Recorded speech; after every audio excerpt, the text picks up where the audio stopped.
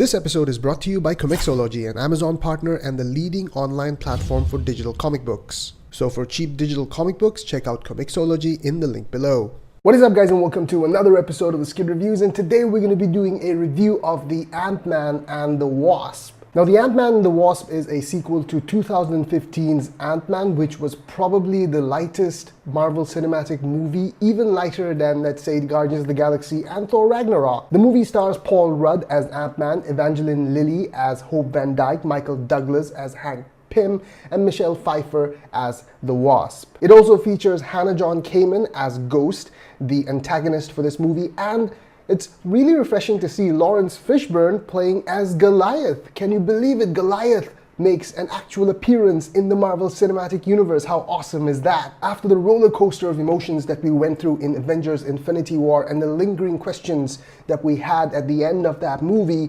the Ant-Man and the Wasp is a refreshing take at the MCU. This movie is not going to become a cult favorite like the first Ant-Man movie did. It's not going to win any awards. It's not going to be in the top 10 list of the best MCU movies ever. But you know what? It's a fun movie. It has a lot of flaws, but it's fun. I had a good time. And also, stick around till the first post-credit scene, because the actual end of the movie is the post-credit scene. You do not want to miss that, because some of the lingering questions of Infinity War will not be answered, but then there is a cool tie-in with Infinity War that you do not want to miss. So without wasting any more time, let's just get straight into the review of the Ant-Man and the Wasp. Ant-Man and the Wasp doesn't have as much style as James Gunn's Guardians of the Galaxy movies or Taika Waititi's Thor Ragnarok, but returning director Peyton Reed has honed in on everything that made the first Ant-Man so charming and doubled down on it, from the offbeat humor to the zippy energy radiating from every scene. Scott Lang, played by Paul Rudd, is the standout as always in this movie, with his offbeat humor and awkwardness along with his flair to display true emotion lighting up the screen. Evangeline Lilly's Hope Van Dyne is also fierce and radiant, providing a shoulder for Rudd to play off of, while the immense charisma and dry humor of Hank Pym, played by Michael Douglas, makes the ride even more enjoyable. Like the first Ant-Man, the sequel wholeheartedly embraces the inherent ridiculousness of Scott's powers and the predicament he often finds himself in, mostly by staging some of the most inventive action scenes attempted in any movie franchise, not just Marvel.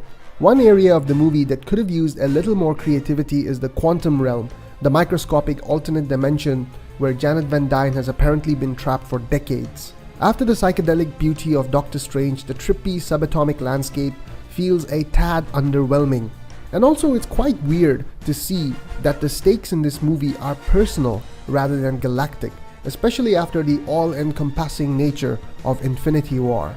Shoutouts to Michael Pena as Louise, who is once again a scene-stealing standout. FBI agent Jimmy Woo is also great, with just the right combination of cynicism and dorkiness to make him pop. Some of the characters that did not quite work include Ghost, played by Hannah John Kamen, who is an intriguing deconstruction of a typical comic book villain, but there's a lot left unexplored, which results her in feeling one-dimensional despite Kamen's best efforts. And much like Michelle Pfeiffer, Lawrence Fishburne as Goliath doesn't get much to chew on either as Bill Foster, but it's Walton Goggins' slimy Sonny Birch who feels the most superfluous. The actor's got charisma to spare, but Sonny seems to exist solely to create roadblocks whenever our heroes look like they might complete their mission too easily, without the script ever really justifying his presence. So the verdict?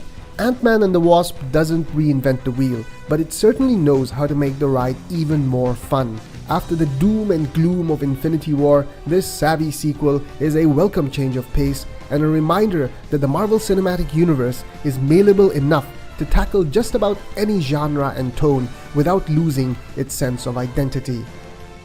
So there you go, that was our review of the Ant-Man and the Wasp. If you guys have seen the movie, let us know what you thought about it in the comments below. Do you think this is better than the tremendously quirky movie that was 2015's The Ant-Man?